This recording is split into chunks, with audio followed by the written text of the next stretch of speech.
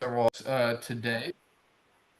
Oh, there we go. So Jay is a leadership and strategy advisor, bringing over 30 years of experience advising the C-suite and across many global enterprises and mid-market companies. So as a chief catalyst for Jay Weiser Consulting, he collaborates with CEOs, with boards, executive teams, and helps guide them and enable them to become future ready, capable of navigating the thriving in turbulent times. There's no question we're in some of those turbulent and uncertain times.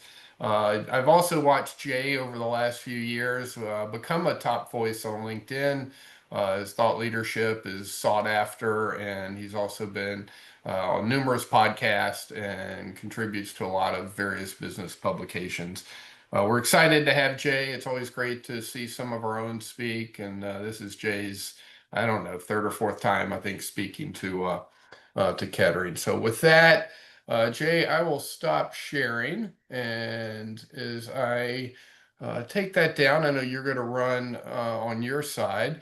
Yes. Quick question. How would you like to handle questions? Would you like them saved to the end? Would you like them in the chat?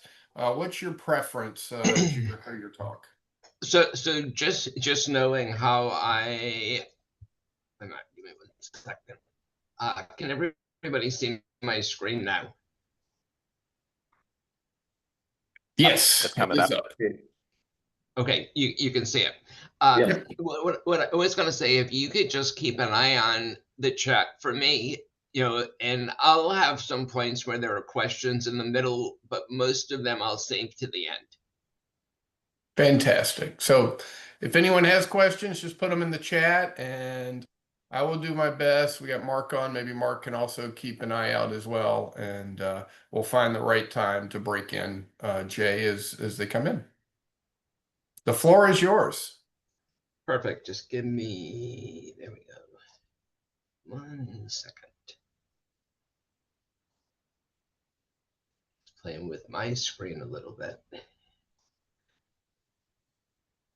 You had mentioned about me speaking, I don't know if it's 3 times, actually it's more than 3, it might be 4. I'm wondering, like on Saturday Night Live, how you get a jacket when you hit 5. So I'm looking for someone to walk in, is Alec Baldwin or Steve Martin going to show up with my jacket? So that aside, this session is about preparing you to lead through what's next. It's not about predicting the future. It's about preparing for it. It's about preparing for tomorrow today. Speaking about tomorrow, we know there's certainly plenty of disruption and uncertainty. Yesterday, a lot of fireworks between two very powerful and influential people. So my question to you, and if you would put this in chat, is what is the biggest uncertainty or opportunity that you're currently facing?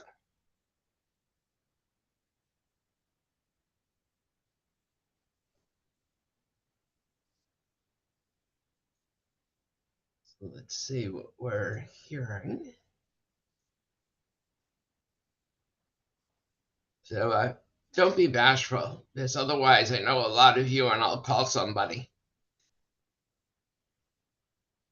Risk management. So let's see. We got rapidly changing world in terms of tech, social movement, trust of information, uncertainty in the job market, economics, instability of leadership. Yep, these are all happening, and it's happening fast, and it's happening to all of us. So the question is, what do we do about it? And how do you feel about it? So speaking about feelings, we're going to have a quick poll.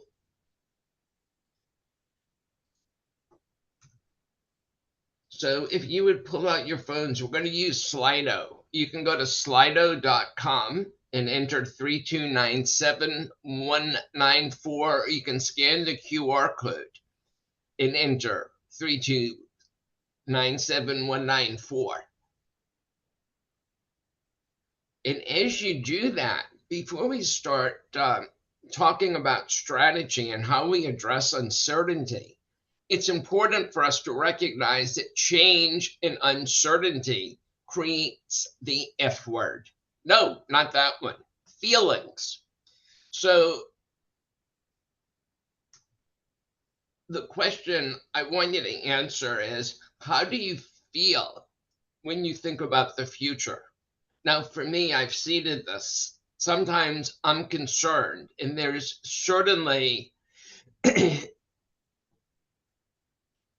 concerns in terms of what's happening, where is it going, what's going to happen. But at the same time, I'm also optimistic.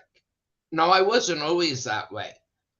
If I go back to when COVID hit, if I go back to when we had the Great Recession, I was pretty panicked and I was frantic until I realized that I had the power to choose how I reacted. I don't let the circumstances dictate how I feel. I get to choose that. So as we're seeing the words come in, we're seeing optimistic, we're seeing concerned. I don't know if I biased anybody there, but uncertain, uneasy, worried, anxious, disappointed. We have some optimistic, some excited. The point is, it brings up a lot of feelings. And, that makes things challenging. When our minds and our worries get in our way of how we think. So what I want to talk about next is, and I want you to repeat this after me, disruption and uncertainty are normal. So everybody join in. I want to hear some voices here. Disruption and uncertainty are normal. Are normal. So it's no longer episodic. It's not, just bad weather. The climate has changed. And when we think about the disruption and uncertainty, there are really two types of challenges broadly. Some are complicated. Now, complicated problems are ones that have answers. There's a cause and effect relationship. So think about a car. A car is pretty complicated. I mean, if you think about whether it's an electronic vehicle, you're thinking about all the monitors, all the things that are in a car. But there's always a cause and effect. There's one answer that's going to fix that problem. If your tire's flat, you put air in it, it inflates. Air in, inflation. If your battery dies, you replace the battery. And when you replace the battery, everything else is going to work. Maybe you have to change a few things, but there's a cause and effect. There's a predictable result. When we're dealing with complex problems, there is no answer. So think about driving for a minute. While a car is complicated, driving is complex because you have all these other people who are driving. You have all the environmental conditions. You don't know what somebody else is going to do. You don't know if some pedestrian is going to walk out into the street. And the answers for each challenge as they come up are emergent, and we have to adapt. Now, here's the thing. If we try to solve a complex problem the way we solve a complicated one, we're more apt to fail. We're more apt to be frustrated because in a complicated problem, we try to take things apart and we try and figure out what is the particular issue. If we just fix that, we'll be okay. But in a complex situation, it's not just one thing. It's multiple things because of all the different interactions. You can't just say, oh, if the car in front of me stopped, well, what about the car behind you? The car is coming from other intersections. So with complex problems, there is no one answer. And it's about finding kind of that set of things that create a better a better response. And I think it's important. Let me just go back and point out this mindset shift. There was one of the IBM CTOs, Khwaja Sheikh, who's based out of Atlanta, and he spoke about uncertainty and disruption. If we think about them as features, not bugs, there's a difference. Because if we think about it as features, we think about how can we leverage features? How do we get value out of free features? We think about bugs, we think about how we can kill them, how we can eliminate them. We can't eliminate disruption and uncertainty. So it's about being future ready. How do you as a leader, how do you as a head of a team and organization become future ready?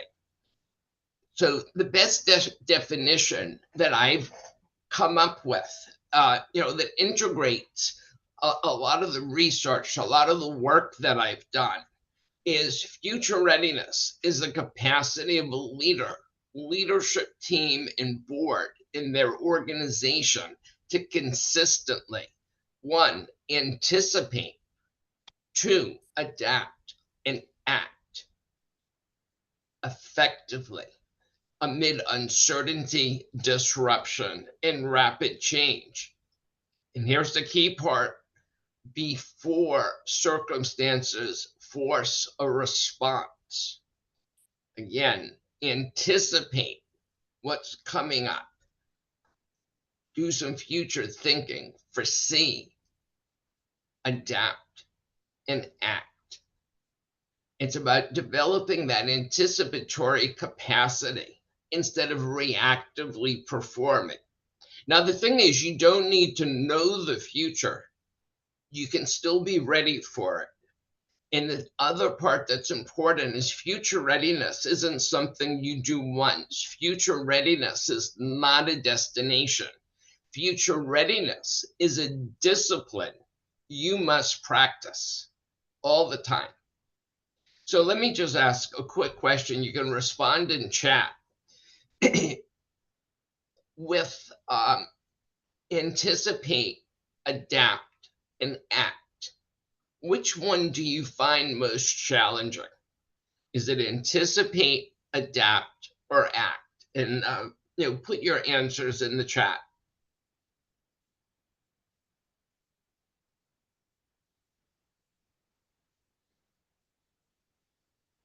So I'm seeing a lot of anticipate and adapt. And we're going to be talking about that. How do we better anticipate the future? And how do we get comfortable enough? How do we get courageous enough to say, how do we need to adapt? It's helpful to have a framework to be able to do that. And that's something I'll be sharing. And ultimately, I see Cynthia, talked about acting. That's where value gets created or destroyed when we decide what we're going to do. So now that I've given this definition of future readiness, I want you to go back to Slido and I want you to vote. How future ready are you?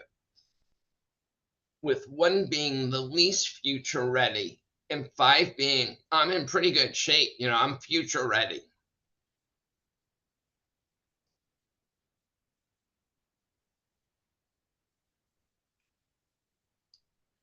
So I'll give you about 20, 30 seconds to get your votes in. Let's see where we land as a group.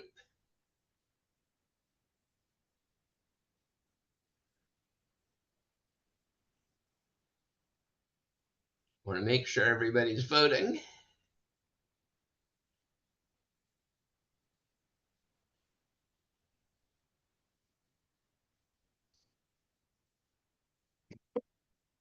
All right, 10, 9, 8, 7, 6, 5, 4, 3, 2, 1. All right, so let's see. So we have, we're even at 3 and 4, but only 8% of people are confident they're future ready. Scoring a 4 is pretty good. It means you're on the right track. You're heading in the right direction.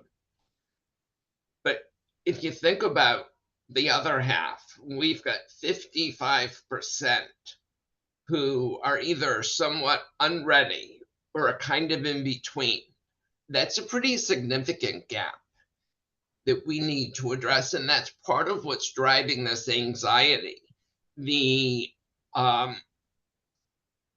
concern, the pressure, the burnout we're all under. Now, here's the second question. I want you to put your answers in chat. Is becoming future ready, as I've defined about being able to anticipate, adapt, and act, is it urgent for you to address this issue? And just put yes or no in the chat.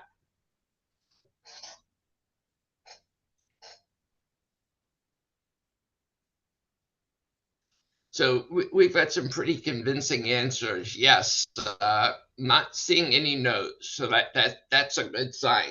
So let's look at why. Think about what's the difference between being future unready versus future ready. And keep in mind, you have a choice. You get to decide whether or not you become future ready or stay unready. It's your choice. What are the implications of not being ready? So let's put some answers in the chat and tell me what happens when we're not ready.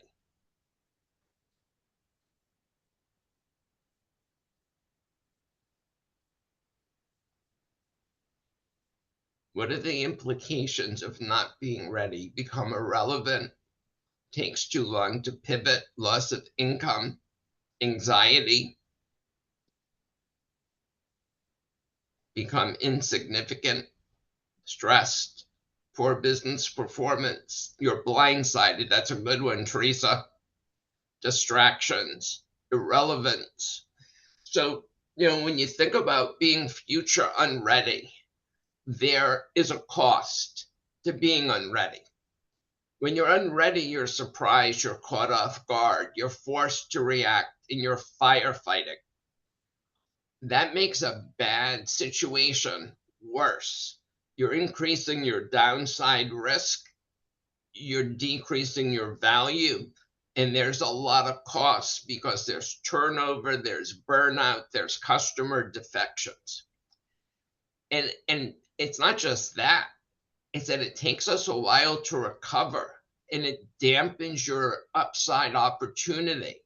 You're missing opportunities, you're not innovating, and you're losing people because they're frustrated, they're held back, there aren't growth opportunities. Now, compare that again to being future ready. If you're future ready, you're going to anticipate what's coming. You're going to be better prepared. Instead of reacting, you're responding. Instead of constant firefighting, you're avoiding some of those fires. You're more able to respond. And because when you're able to do that, you're able to think, you recover faster. And when you recover faster, you're in a position to jump at opportunities. You're in a position to innovate. And it's that type of future ready company that becomes a talent magnet. People want to work for a company like that. And it seems like a pretty straightforward decision. Why wouldn't we want to become future ready? It should be a simple choice, but it doesn't always work that way. Now, the question is, so what do we do about it? We need new capabilities, because doing what we've always done is not going to get us to where we need to go. And if you think that you learned everything you needed to, and you can rely on all that past experience, I'm going to say it's irresponsible and it's dangerous to think your past experience is enough. Now, with over 30 years of working with senior leadership teams over the last several years, talking with hundreds of executives and board members, I've identified 5 tensions that leaders need to navigate, whether you're in transition, whether you're leading a team. And in navigating those tensions, it's not about choosing one side or the other. It's about using both and thinking. And to address those 5 tensions, I've identified 5 capabilities that leaders, leadership teams, and boards not only need to have, but that high performing boards, leaders, and leadership teams exhibit. And I call them the 5 leadership superpowers. Now, they're superpowers because most people don't have them. And then if you do, your performance is going to be differentiated. And it's a superpower compared to those who are not ready. So, the superpowers, starting at the top, the first one is being a present futurist. So, it's not about choosing, do I focus just on the present or on the future? You need to focus on both.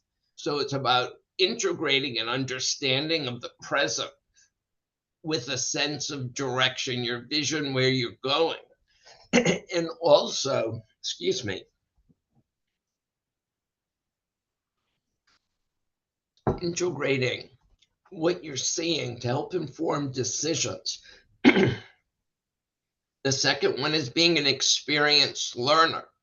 So we want to leverage experience we have, but we have to recognize that experience isn't enough. We always need to be learning. So it's that mix of experience and learning. And we'll talk more about that. Third is being a prepared risk taker.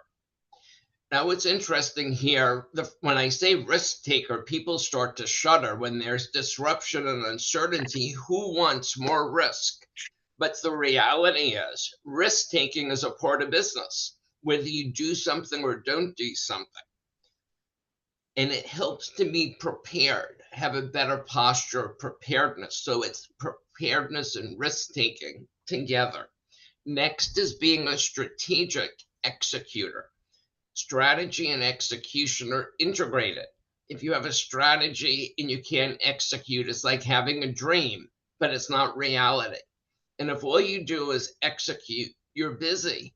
But without a strategy, you don't know where you're going. So strategy and execution are combined. And the fifth superpower is being an accountable collaborator. If we go back to the idea that the problems we face are complex, they go across functions, they go across organizations, they go across ecosystems. So that collaboration is critical. And the team can be accountable for delivering outcomes because one person can't do it alone. So those are the 5: present futurist, experienced learner, prepared risk taker, strategic executor, and accountable collaborator. So now that you have heard a little bit about what each of the 5 are, I'm going to be customer and audience centric and pose a question to you. Pick 2 superpowers that you most need to improve, and we'll focus on those first. So if you would do your voting, which ones do you most need to improve?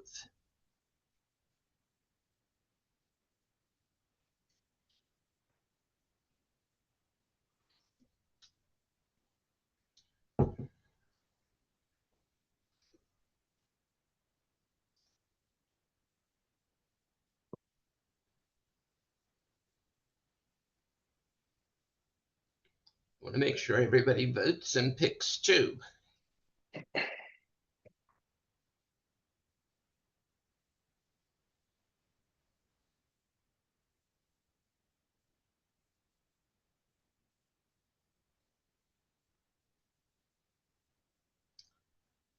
All right, 10, 9, 8, 7, 6, 5, 4, 3, 2, 1.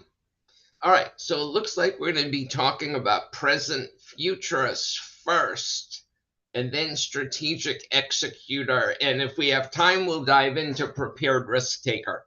Now, don't worry, because if we don't get to all 5, I'll be sharing a superpowers cheat sheet that you can get after the session, plus the session is recorded. So let's look at present futurists first. It's not uncommon for people to struggle with this one a little bit because of how much things are changing. But if we think for a moment, let's use Foot Locker and Ulta. Ultra Beauty as an example. So Mary Dillon was the CEO of both companies. Now, in both companies, she developed a deep understanding of the present. That's important. You have to understand the environment you're in. You have to understand what customers are doing. So it's very data driven. And she learned by understanding the present and also looking at trends and what customers were saying that at Ulta, for example, experience, personalization, and wellness were what people valued. It wasn't just something transactional. When I think back, to an experience I had, less than 3-4 weeks ago, I have a nephew who's getting married next weekend. And I was up in Rhode Island. That's where my parents are. And we're having my mom and dad, who are 84 and almost 86, one with Parkinson's, one with a heart condition, to come down so they can be there for their grandson's wedding. When we went into Ulta, my mom hadn't, really bought a lot of makeup in a long time, and, certainly nothing fancy. But at Ulta, they sat her down, they got her in front of a mirror, and they brought things for her to try. They put things on so she could see how they look like. She was treated like a queen, and it was personalized for the type of event and what she was trying to do. And they also talked about wellness, being in Georgia, being out in the sun, you wanted to protect your skin. So it's that understanding of the present that's so important. When she was doing work at Foot Locker, she's seeing the changes around supply chain. Foot Locker have been very focused on Nike. Nike has a lot of their stuff overseas. They're realizing people don't come into the store. They have to think about e-commerce, the value of loyalty programs.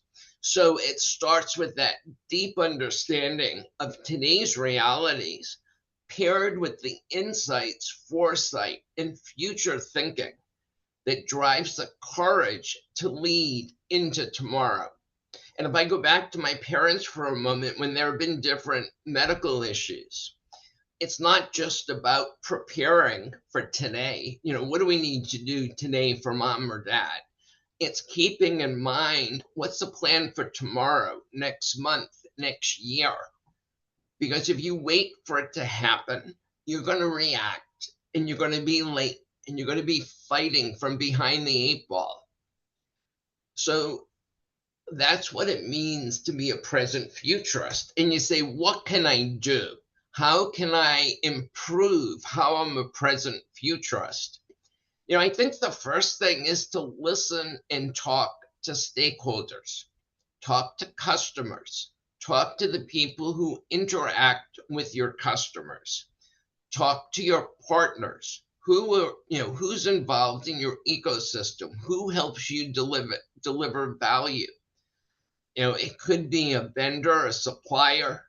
It could be somebody who helps you sell your products. So if you're thinking, about software or SaaS, you have value-added resellers. You have people who help with implementation. So it's understanding what those partners are interested in. How can you both be successful? It's talking to employees. What are the challenges they're facing? What are the issues they're concerned about? And the other thing I would say is to follow a futurist. And a great one to follow, her name is Amy Webb. She's at New York University, and she's a quantitative futurist. Every year, she comes out with a report in talking about not just individual trends, but how those trends come together and how they interact. Another one, a name some of you might recognize from the past is Faith Popcorn. She was really big in the 90s, but she's still big. And a lot of the things and trends that she predicted have come to fruition. Again, you have to integrate what these different people are saying with the trends that you're seeing yourself. So both of those, those are key strategies that you can do. And, when you're thinking about being a futurist and talking to stakeholders, it's about creating different scenarios. Not just, we used to think, good case sales goes up, but bad case sales are flat. It's not that simple anymore because there are so many different dimensions. So let me pause there and let me just see if there are any quick questions that anyone has about being a present futurist before we move on to being a strategic executor.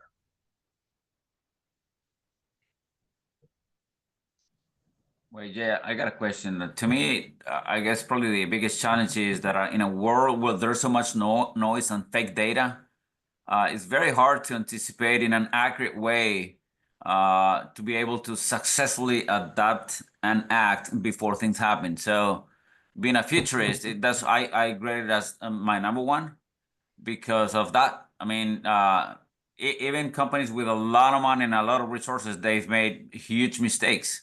For example, AT&T, they thought of buying DirecTV, a $55 billion acquisition, and Time Warner, another $87 billion acquisition, by joining video and the distribution through the web was going to be the next step. And that was a huge flop for them. So even with big consultants and all big money and all that big advice, if you will, it's hard to be a futuristic. So I agree. It's not easy. And the thing that's different, compared to, 10, 15 years ago, one, things are changing so quickly. Two, because of the uncertainty, we have to get comfortable making decisions with imperfect or incomplete information. I think one of the things that's important, and we'll talk about this when we get to prepared risk taker, is running pilots, running tests, making small bets. And this is also an area, for example, where AI can be helpful in terms of sorting through the noise, because with AI, they're looking at so many different data sources. So putting into Chat GPT, what are the top 10 concerns in my industry? How does that impact my business, given what's happening? What scenarios should we as a leadership team be considering? Again, it's not perfect. And yes, mistakes are going to be made. But how do we increase our odds of making better decisions? And again, it's insights to inform decisions. You have to weigh some of the other factors. If you're making a big bet, can you bear the risk? Stress testing, thinking about what could go wrong, is all part of the process when you think about scenarios. Other questions?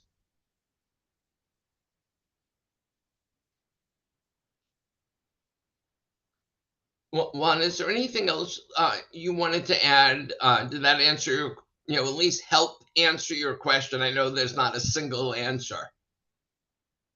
no, it's I guess it'll continue to be in the future. Just being a futuristic is really tough. Some companies get it, some others don't. Whether at the company level or at the individual level, it's sometimes you gotta try to take the best educated risk you can with the information you get. Some people get it, some don't, but there's not a magic bullet for that. So No, you're exactly right. I mean, there's not one. And that's why you shouldn't only listen to one futurist. It's looking at different sources so you can factor some of those things in. All right, let's go to strategic executor. So when we talk about being a strategic executor, one of my favorite examples to use is our hometown airline, Delta Airlines.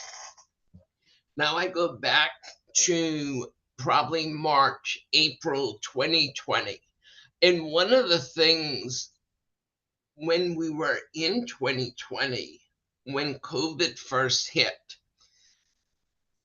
airlines were decimated. Travel dropped 95% in a week. Ed Bastian, CEO of Delta, had an all-employee call. And the first thing he said, we're throwing out the playbook. We've never dealt with this before. This is new. So he then said, Delta has 3 priorities. Number 1, taking care of the customer and each other, making sure people are safe and secure. Job number 1. Job number 2, protect cash. We don't know how long this is going to last for. And number 3 is something he said that I have not heard another leader say so explicitly, and that is protect the future.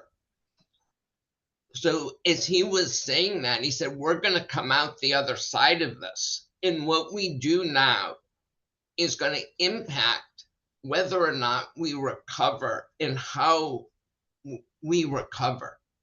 So those 3 priorities were essentially the compass for what the company did. They kept employees informed and engaged. When they made decisions, for example, about thinking about cost reduction, they offered early retirement, they offered furloughs.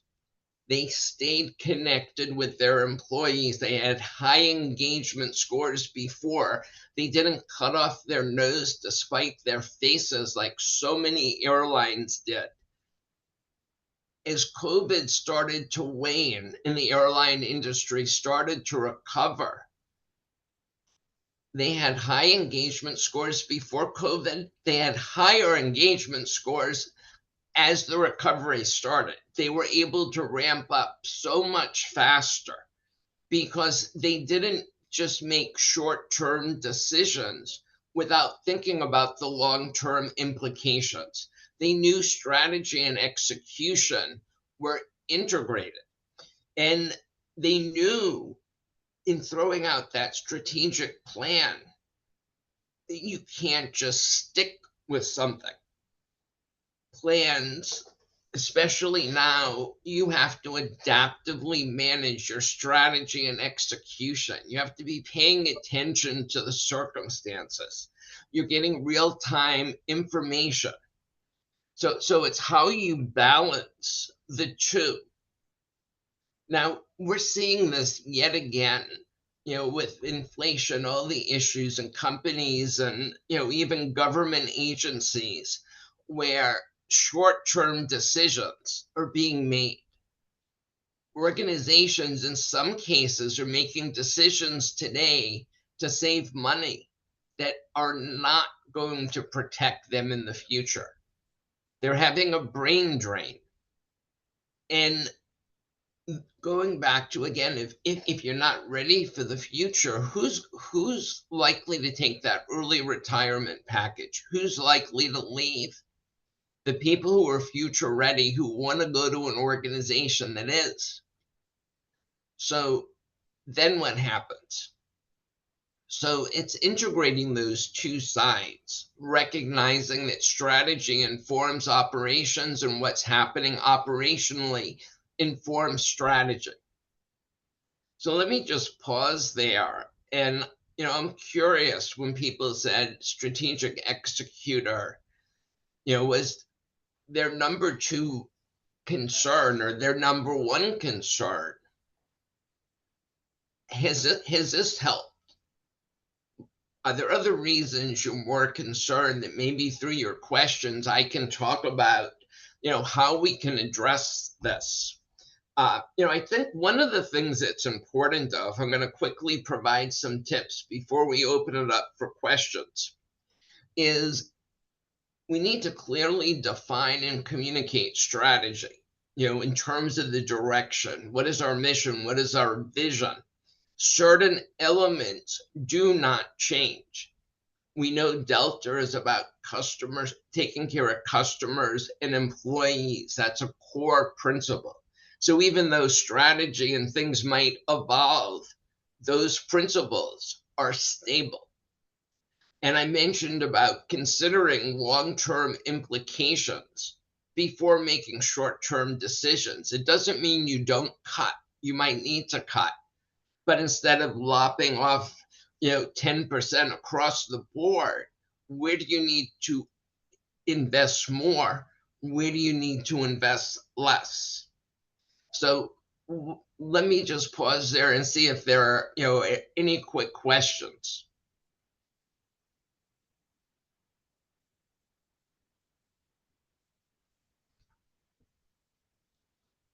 Hey, Jay, my name is Sumit. Nice to meet you. Hi. So the first bullet says integrate strategy and execution. I'm wondering, in a changing environment where the future is probably uncertain, can there be a strategy? You said, can there be a strategy? Is that what you said? Because I don't know what the future looks like. It's uncertain and things are changing, goalposts are shifting, and I'm thinking of COVID as an example. It was so uncertain, it was so unpredictable. Everybody got caught off guard. So can you really have a strategy under these kind of scenarios, or you evolve one and Well, sorry, go ahead, please. so I let me answer that two ways. I think, first of all, yes, you can have a strategy in terms of some core principles.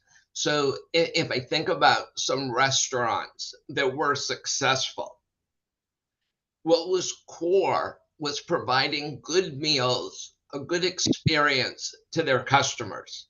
That did not change with COVID. How they delivered it through, whether it was takeout, meal delivery, places that, only did these fine dining experiences, they adapted and found ways to deliver that experience to their customers. So the principles stayed the same. It's not like all of a sudden they decided to go from fine dining to dry cleaning or something like that. If you think about Airbnb as another example, all of a sudden again their business went away, but they started delivering online experiences, that people could have and put safeguards in place in terms of refunds and what they did. So I think the two pieces, strategy and execution, they're integrated. You can't have one without the other. Even as it's changing, it needs to be connected. And I think, the third point there, adaptively managing, is so true. You can't have a budget locked in. You can't say that's our strategy come hell or high water, that's what we're doing. You have to be flexible. But at the same time, it's interesting. I talk a lot about disciplined adaptability. Discipline is around the core principles. Adaptability is how we execute and deliver on those principles. Does that help answer? Absolutely, it does. It's a very thought-provoking response, Jay. Absolutely. I was more trying to put myself in a spot where I did not know that COVID is about to happen. So I build up a strategy, I build up a 5-year plan, I do blah, blah, blah. And then the next day, COVID happens. But anyway, I see where you're coming from. I get it. Thank you. That's very thought-provoking. Thank you. So Jay, I I know think we're hey, gonna start to run a little tight on time. So I can stay later and I'll make time to answer questions, but let me jump ahead. I want to talk about the power of 5. The 5 superpowers, each one informs and supports the other. So it's not about a superpower operating in isolation. Now, don't get me wrong. Each of these superpowers delivers value in its own right, but it's when they work as a system. Because present futurists, for example, if we have a sense of anticipating the future, we're seeing trends that informs what capabilities we need to learn an experienced learner. It drives and helps inform what risks we might be facing that we need to prepare for.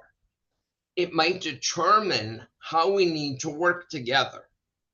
And if we think about how we need to work together, that changes how we execute as teams, interdisciplinary teams. So it's about the power of 5, of the superpowers coming together.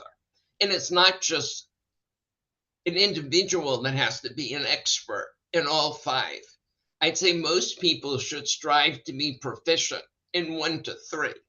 Some people just naturally are integrative thinkers, and they can work with all 5 and be comfortable.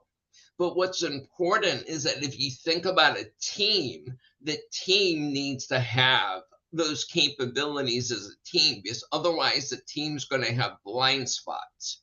So if the company says, oh, we're just going to rely on experience, we're not going to learn, you take experienced learner out, that's going to be a blind spot. And when the superpowers are in place, the 5, it's not additive. The benefit is exponential because you better understand the present and can better foresee the future. You're building the capabilities you need to adapt, to be flexible, which is a key capability. You're improving your preparedness, and you're enhancing your organizational effectiveness, how the company delivers value. And that leads to better results. And, we talked about the results that happen when you're future ready. Now, who wins when you're future ready? Customers win because you're anticipating their needs. They see you care about them, you're meeting them, you're retaining customers, you're adapting. Employees win because they're enabled, they're energized, they're engaged, and they're productive, and they feel valued. That makes people want to stay. Partners collaborate with you to achieve your goals. Communities and society around where you operate are better off because of your responsible ethical practices. And shareholders are richly rewarded as a result. Now, think about, for those of you who are in transition, I know that's the case, that's how I joined Kettering in the first place, is that the superpowers make you a more valuable candidate. So think about how you can take and frame your narrative with that future ready lens. How have you demonstrated being future ready? How can you position what you've done in a way that shows not just what you did, but your potential going forward? What's the value you can deliver? Provide examples of the superpowers in action. Now, you're not going to go into an interview and say, hey, let me tell you about how I was a present futurist, unless somebody knows what that is. but you can talk about how you balanced and how you integrated these two things because you know how important that is. You can show how you've invested in your personal and professional development. I can't emphasize enough, when you're in transition, if you're not upskilling and upgrading your capabilities, you're going to be at a disadvantage, whether it's learning about AI, whether it's learning more about an industry, whether it's picking up, understanding more complex problems. And display your future readiness by the questions you ask and the answers, how you respond. So it's not just looking backwards, because companies are not hiring because of what you did yesterday. They're looking at what you can do tomorrow. Now, the last question I have for you, and then I'll share some resources. Becoming future ready with the 5 leadership superpowers is essential to my success and my organization's success. If you quickly put in true or false, and I know we're hitting the 9 o'clock mark here, and I know some people might need to drop off, so that's okay. Again, this is recorded, but if you would tell me, is this statement true or false?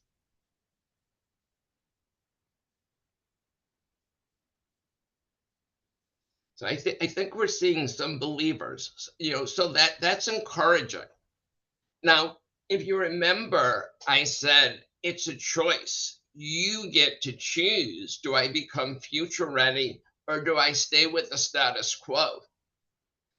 Everybody has excuses. Companies are saying we need to cut costs. We've heard we don't know what the future is, so how can we prepare for it? We don't have time, short-term numbers.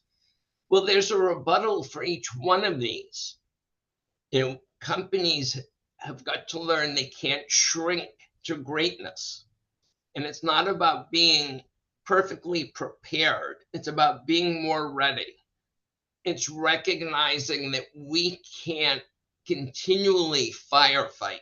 That's not sustainable. It works in a short-term crisis. It doesn't work in a perma-crisis environment. And if you think about the goal of, for a board, for a company, is to increase long-term value, not just short-term numbers. So steps you can take today. How can you start? First of all, you can assess where you are. I offer a free Are You a Future Ready Leader assessment.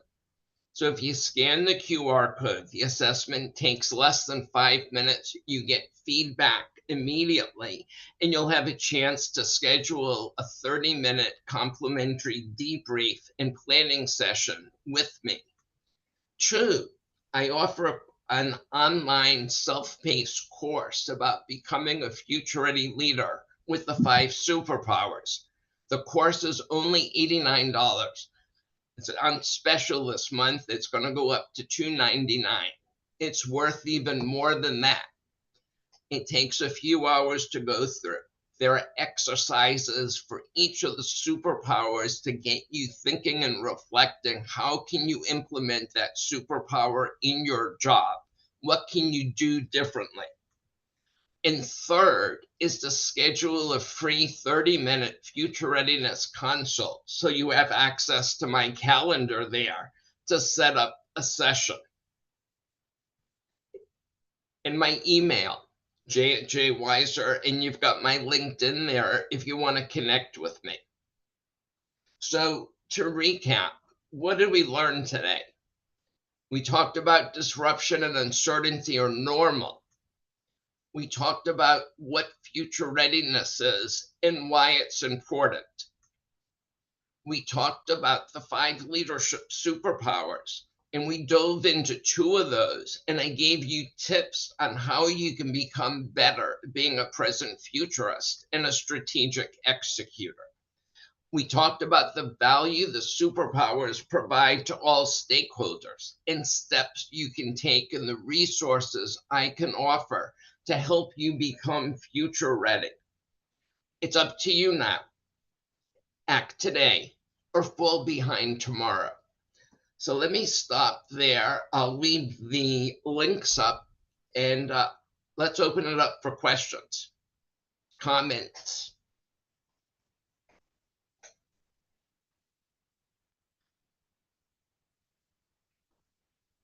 So, feel free to come off mute, put your questions in chat. I just Anybody want to have, comment. I just want to comment quickly. This is not only is it an outstanding and informative topic, but very timely. So thank you so much, Jay. My pleasure. Thank you. And do feel free to reach out. If I can help you as an individual, if you think a briefing like this, would be helpful to the leadership team you're on, the course, more than happy to talk about that as well. Thank you. Any other comments or questions? tell you what, I think the numbers are, people are starting to drop, Jay, for some meetings. Thank you again, as always. I'll have to check and see where we stand with the jacket, the Kettering jacket for you. But you're on your way. That's for certain, probably in the lead. But thanks for sharing your thoughts and your experiences and expertise with everyone, and appreciate also some of these opportunities. If anyone wants to take part in them, I'm sure they will. And I hope everyone has a wonderful Friday, the beginning of summer. And we'll look forward to seeing people at upcoming events, including upcoming happy hours and SIG events here through the course of June. Take care, everybody. Thank you. Have a nice weekend. Have a nice weekend, everyone.